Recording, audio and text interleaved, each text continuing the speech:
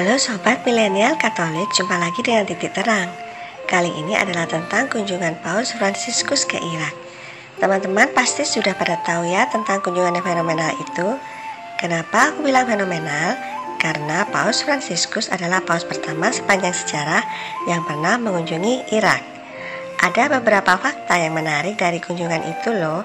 Tetapi sebelumnya coba baca ayat Injil yang sangat populer ini, yaitu dari Matius bab 5 ayat 13-16. Kamu adalah garam dunia. Jika garam itu menjadi tawar, dengan apakah ia diasinkan? Tidak ada lagi gunanya selain dibuang dan diinjak orang.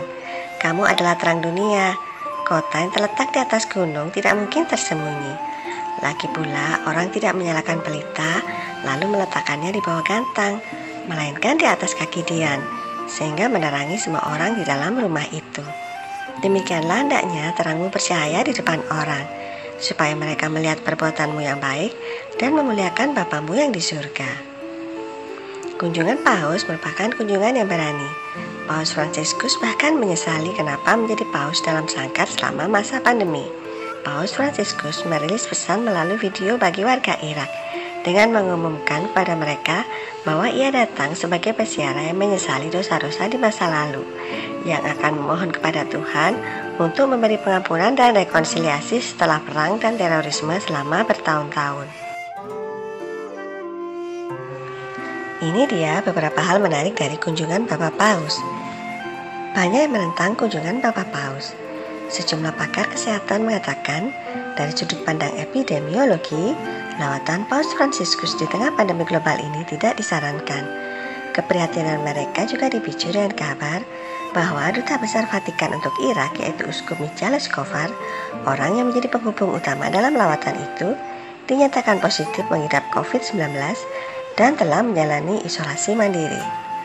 Kemudian, kepada surat kabar Wall Street Journal, Patrick Osgood dari perusahaan konsultan risiko global Control Risk yang beroperasi luas di Irak mengatakan Paus memilih salah satu negara yang paling syarat ancaman di dunia saat ini, salah satu negara yang paling sulit dioperasikan dari perspektif keamanan.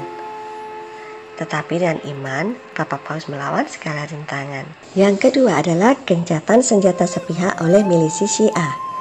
Bertepatan dengan kunjungan Paus Fransiskus, sekelompok milisi Syiah yang dikenal dengan kelompok Saraya Aulia Aldam mengumumkan gencatan senjata sementara dan sepihak untuk menghormati Imam Al-Sistani dan atas nama keramahan Arab. Bahkan milisi Syiah juga menyambut Bapak Paus dengan keramahan. Bukti bahwa perdamaian dunia itu bukan hal yang mustahil, sobat. Ketiga adalah Paus Fransiskus bertemu dengan tokoh penting Syiah, yaitu Imam Al-Sistani di Najaf. Ayatollah Agung Ali Al-Sistani bukan hanya pemimpin spiritual Syiah Irak, tetapi juga tokoh politik penting. Sebuah momen yang luar biasa dan baru pertama kali terjadi, seorang paus bertemu dengan ulama senior Syiah yang juga seorang penyendiri. Setelah pertemuan bersejarah tersebut, Al-Sistani meminta para pemimpin agama di dunia agar mendahulukan akal sehat dibandingkan dengan peperangan. Dia menambahkan orang Kristen harus hidup seperti semua orang di Irak, dalam damai dan hidup berdampingan. Yang keempat adalah kembalinya buku doa yang hampir saja hancur karena serangan ISIS. Di kota Caracas, Paus bertemu dengan para pemuka agama Kristen dan mengembalikan buku doa penting dari abad 14 yang berisi doa liturgi Paskah yang berbahasa Aram. Buku doa ini awalnya disimpan di gereja Al-Tahira. Gereja ini diserang ISIS saat mereka menduduki Caracas. Namun buku doa ini berhasil diselamatkan dan dikirim oleh LSM Kristen ke Roma untuk diperbaiki. Dan sekarang buku doa itu sudah diserahkan kembali ke gereja Al-Tahira yang sudah direnovasi. Yang kelima adalah pujian dari Imam Besar Al-Azhar kepada Paus atas kunjungannya ke Irak. Imam Besar Al-Azhar sekaligus Ketua Dewan Tetua Muslim Ahmed Al-Tayyib memuji kunjungan Paus Fransiskus ke Irak. Dia menggambarkannya sebagai pertemuan yang bersejarah dan berani. Kunjungan saudara saya Paus Fransiskus ke Irak membawa pesan perdamaian, solidaritas, dan dukungan untuk semua orang Irak.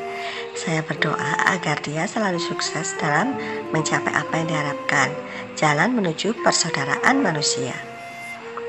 Yang keenam adalah efek dari kunjungan paus, yaitu pemerintah Irak mengeluarkan visa 2 bulan untuk turis asing dari 35 negara.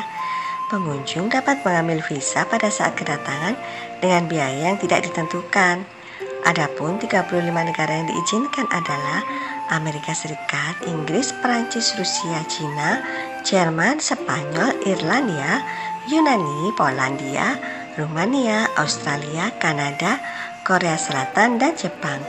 Selama ini, industri pariwisata Irak sebagian besar tidak menerima kunjungan selama beberapa dekade selain persiaran religius. Beberapa pejabat Irak berharap setelah kunjungan paus dan aturan visa baru berlaku akan meyakinkan para wisatawan bahwa Irak bukan lagi zona terlarang. Kunjungan paus memberikan titik terang bagi industri pariwisata di Irak. Nah, sobat milenial Katolik, dari fakta-fakta menarik tersebut, kita bisa melihat ya, kalau kunjungan paus itu sungguh berani dan tidak sia-sia.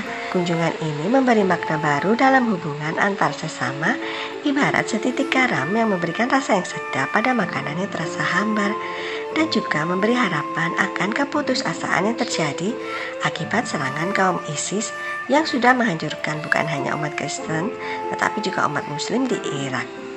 Ini ibarat cahaya yang memberi terang di tengah kegelapan. Mampukah kita melakukannya? Karena kita sungguh lemah, maka kita harus memohon kepada Roh Kudus dengan kerendahan hati untuk menuntun jalan kita agar bisa menjadi garam dan terang bagi sesama dalam keseharian kita.